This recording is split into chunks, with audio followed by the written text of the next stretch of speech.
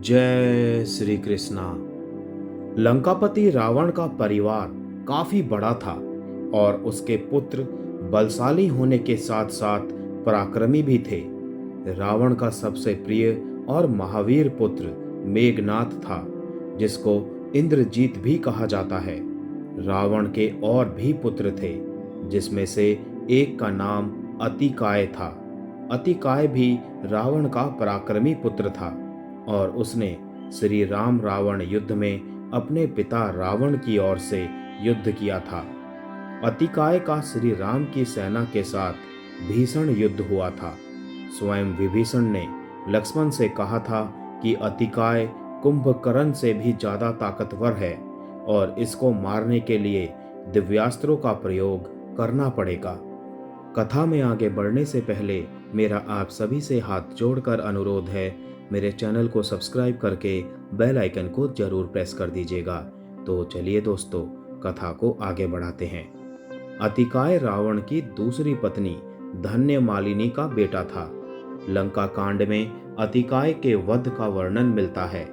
जब श्री राम की वानर सेना और राक्षस सेना के बीच युद्ध हुआ तो रावण ने युद्ध करने के लिए अपने चारों पुत्र त्रिशिरा, देवांतक, नरांतक और अतिकाय को भेजा था। दोनों सेनाओं के बीच भीषण युद्ध हुआ। श्री राम की सेना के पराक्रमी योद्धा अंगद ने रावण के दो पुत्र नरांतक और देवांतक को मौत के घाट उतार दिया। महाबली हनुमान ने रावण के तीसरे पुत्र त्रिशिरा का अपनी गदा के प्रहार से सिर अलग करते हुए उसको यमलोक पहुंचा दिया। लंकापति रावण की सेना पराजय के कगार पर पहुंच गई थी और सेना के सभी प्रमुख दैत्य मारे जा चुके थे। तभी एक विशालकाय दैत्य रण क्षेत्र में आया और उसने वानर सेना में तबाही ला दी।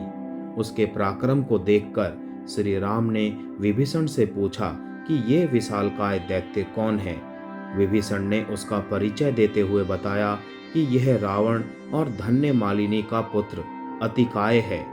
रघुवर, इसका तुरंत वध करना जरूरी है, नहीं तो यह वानर सेना को खत्म कर देगा।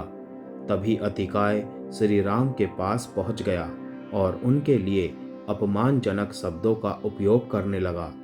उसने कहा, हे तुच्छ मनुष्य, तुम दोनों भाई क्यों मेरे हाथों इन वानरों का नाश करवा रहे हो।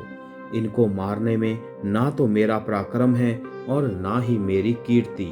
इसीलिए तुम दोनों में थोड़ा सा भी साहस है तो मेरे साथ युद्ध करो, अन्यथा इन वानरों से युद्ध बंद करने के लिए कहकर यहाँ से लौट जाओ। श्री राम उसकी बातों को बगैर किसी प्रतिकार के सुन रहे थे, लेकिन लक्ष्मण को अतिकाय का इस तरह से श्री राम को भला बुरा कहना अच्छा नहीं लगा और वो क्रोधित हो गए।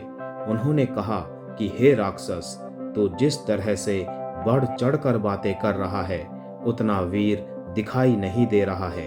अभी मैं अपने बाणों से तेरा सिर धड़ से अलग कर देता हूँ। अतिकाय ने लक्ष्मण पर एक जलता हुआ बाण छोड़ा।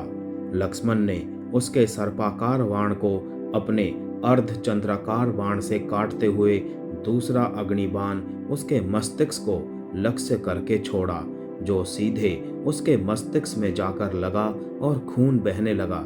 लेकिन वो संभलकर फिर से युद्ध करने लगा। तभी लक्ष्मण ने ब्रह्म शक्ति का उसके ऊपर प्रहार किया, जिससे उसका सर धड़ से कटकर अलग हो गया।